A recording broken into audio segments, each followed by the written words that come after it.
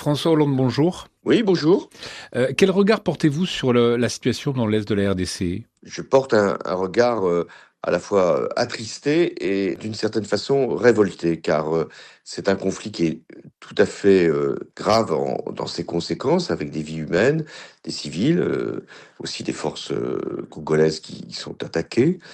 Et c'est aussi sans réaction de la part de la communauté internationale au niveau qui serait nécessaire. Car nous voyons bien qu'aujourd'hui, même si le secrétaire général des Nations Unies a pris position, même si il y a eu des déclarations de tel ou tel gouvernement, ce n'est pas à la hauteur de l'agression dont la République démocratique du Congo est la victime, de la part du Rwanda, pour parler tout à fait clairement, car derrière le M23, c'est le Rwanda qui est en cause. Que devrait faire alors la communauté internationale selon vous? Faire pression sur le Rwanda, beaucoup plus fortement. Le Rwanda bénéficie d'une certaine faveur.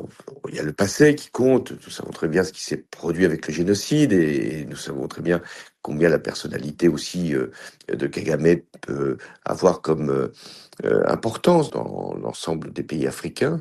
Mais il n'empêche, là, il y a une agression qui est démontrée, qui est avouée de la part du Rwanda sur le soutien qu'il apporte à ce mouvement rebelle qui n'est en fait, même si je ne nie pas son existence, mais qui n'est en fait que la face immergée de ce qu'est l'influence du Rwanda. Et donc de voir un pays comme la République démocratique du Congo depuis des années, mais cette fois-ci avec une intensité plus grande, être finalement envahi, ses ressources naturelles confisquées, des villes qui sont occupées, c'est un manquement très grave au droit international.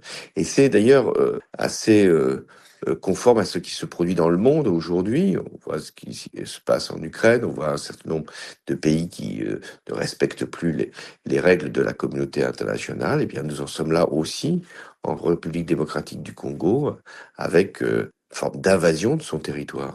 François Hollande, la France fait-elle suffisamment entendre sa voix dans ce dossier selon vous?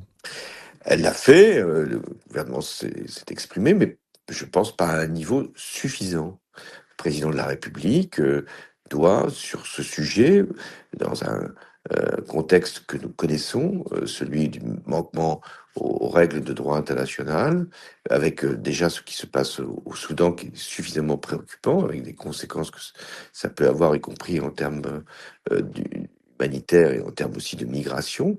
Et là, sur la République démocratique du Congo, grand pays francophone avec lequel nous sommes liés, nous devons absolument défendre, non pas un régime, non pas un président en l'occurrence, mais nous devons défendre des principes. Le principe, c'est l'intangibilité des frontières, c'est le refus de la guerre qui est utilisée pour prendre des ressources naturelles, et c'est le refus aussi de toute négociation d'envergure, puisque chaque fois qu'il y a des rendez-vous, ils sont reportés, annulés, ou en tout cas, ils n'ont pas d'effet.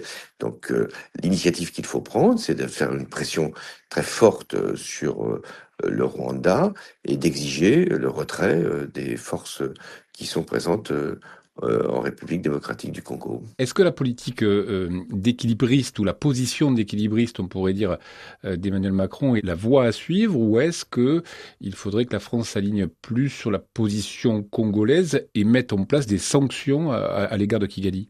La France ne peut pas prendre seule des sanctions, elle doit le faire dans le cadre européen, c'est là qu'elles seront les plus efficaces.